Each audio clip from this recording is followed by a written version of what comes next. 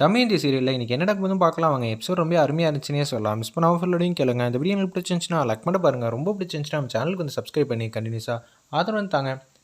மினிஸ்டரோட பொண்ணுக்கு வந்து கல்யாணம் வந்து வச்சுருக்காங்க. ஏற்கனவே காண்டினென்டல் டிஷ் வந்து சாப்பிட்ருக்காங்க. அதை சாப்பிடும்போது ஆஹோ ஓஹோங்கிற மாதிரி ரொம்ப நலன் ஃபுட்டை வந்து நல்லா இருக்குன்னு சொல்லி சூப்பராக வந்து பேசியிருக்காங்க. கார்த்திகா அந்த இடத்துல எப்படி இருந்தாலும் நம்ம தான் வந்து ஜெயிக்க போகிறோம்டா ஆதவன், நீ எதுவும் கவலைப்படாது. ஆமாம் பாஸ், நீ உங்கள் சாப்பாடு வந்து காண்டினென்டல் ஃபுட்டை பொறுத்தளவு நீங்கள் தானே நம்பர் 1, இதுதான் எல்லாருக்குமே தெரிஞ்சதுங்கிற மாதிரி சந்தோஷமாக பேசுகிறாங்க.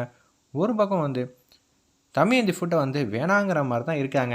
ஏங்க எதுக்குங்க அந்த ஃபுட்டெல்லாம் சாப்பிட்டுட்டுன்னு பொண்ணு மாப்பிள்ளையே அது மாதிரி முடிவு எடுத்திருக்காங்க. பாரம்பரிய உணவு தான் என்றைக்குமே நம்பர் 1 இருக்குங்கிற விஷயம் வந்து இன்னமும் சில பேருக்கு தெரியாமல் அவங்க வந்து பர்ஃபார்ம் பண்ணியிருந்தாங்க. அந்த இடத்துல வாழை இலையை வந்து போடுறாங்க.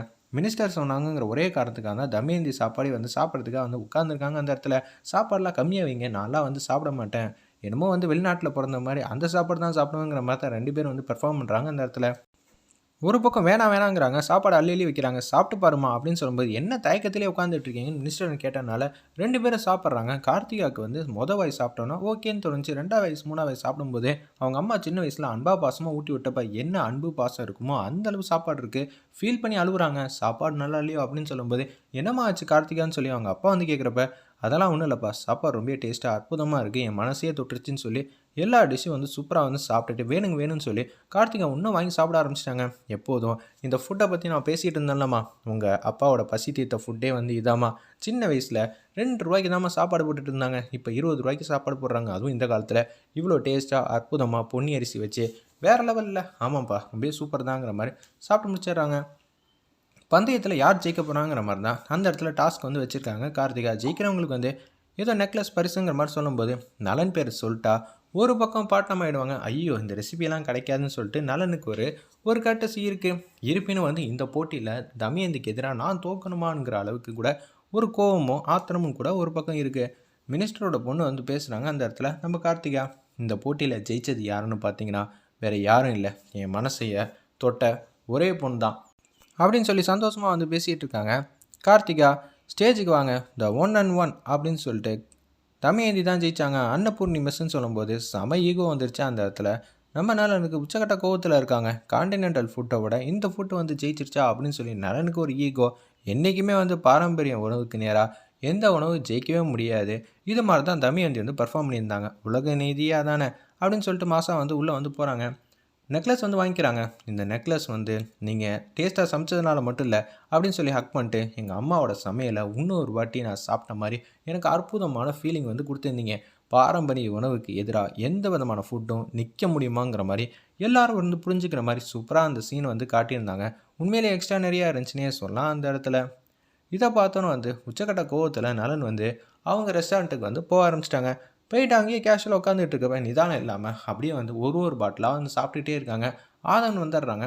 அவங்க மேனேஜர், என்ன பாஸ் இப்படியெல்லாம் பண்ணிக்கிட்டு இருக்கீங்க, முதல்ல நீ யார்ரா, எதுக்குடா கான்டினென்டல் ஃபுட்டு வந்து தோற்று போச்சு அவளோட பாரம்பரிய உணவுக்கு நேராக, சாப்பிட்டு பார்த்ததுக்கப்புறம் என்னடா சொன்னா, பெரிய இடத்து பொண்ணு ரொம்ப சூப்பராக இருக்குது நல்லா இருக்குன்னு தான்டா பேசிகிட்டு இருந்தா, ஆனால் அவள் சாப்பாடு நல்லா இருக்குன்னு சொன்னதுக்கப்புறம் பாரம்பரிய உணவு சாப்பிட்டுப்புட்டு ஆகா ஓஹோ அம்மா கையில் சாப்பிட்ட மாதிரி இருக்குன்னு சொல்லி கடைசி வரைக்கும் எல்லாரும் நலனை வந்து ஒரு ஜோக்கராக பார்த்துட்டு இருக்காங்க. நான் எல்லா இடத்துலையும் பார்ட்டிசிபேட் பண்ணால் நம்பர் 1 இடத்த தான் பிடிப்பேன், ஆனால் இந்த தமயந்தி விவகாரத்தில் மட்டும் சுத்தம் வந்து செட்டே ஆக மாட்டேது பாஸ். இதுவும் நல்லது தான், மினிஸ்டரோட பொண்ணோட மனசில் வந்து அவங்க இடம் பிடிச்சிட்டாங்க நம்ம தமயந்தி.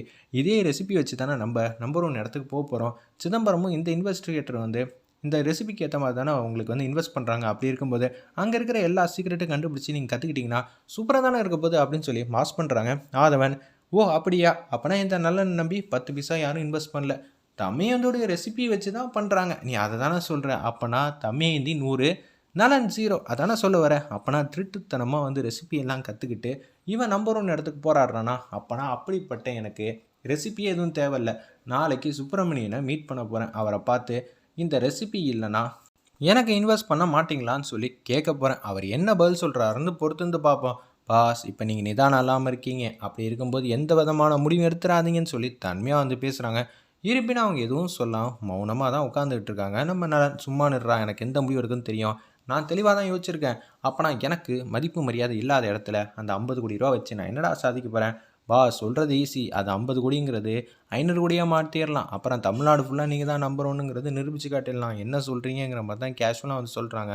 ஆதவன், இதை கேட்டு வந்து எதுவுமே சொல்லாமல் பேரதிர்ச்சியாக அதெல்லாம் இல்லைடா நான் சொன்னது தான் செய்வேன்னு சொல்லி காலங்காத்தால் வந்து சுப்பிரமணியனை மீட் பண்ணலான்னு சொல்லிட்டு போகிறாங்க.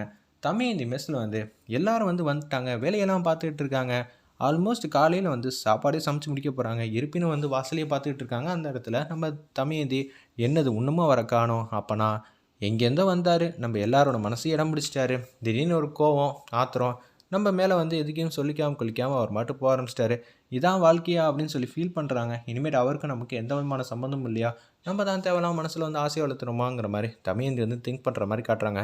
ஒரு பக்கம் ஆதவன் எத்தனையோ வாட்டி வேண்டாம் வேண்டான்னு சொல்லியும் நைட்டு என்ன சொன்னாரோ அதே தான் வந்து சுப்பிரமணியனை மீட் பண்ணலான்னு சொல்லிட்டு வாசலில் வந்து இங்கேயும் இங்கேயும் நடந்துக்கிட்டு இருக்காங்க. வேறு லெவலில் ட்விஸ்ட்டாக இருந்துச்சுன்னே சொல்லலாம். மிஸ் பண்ணாமல் பாருங்கள்.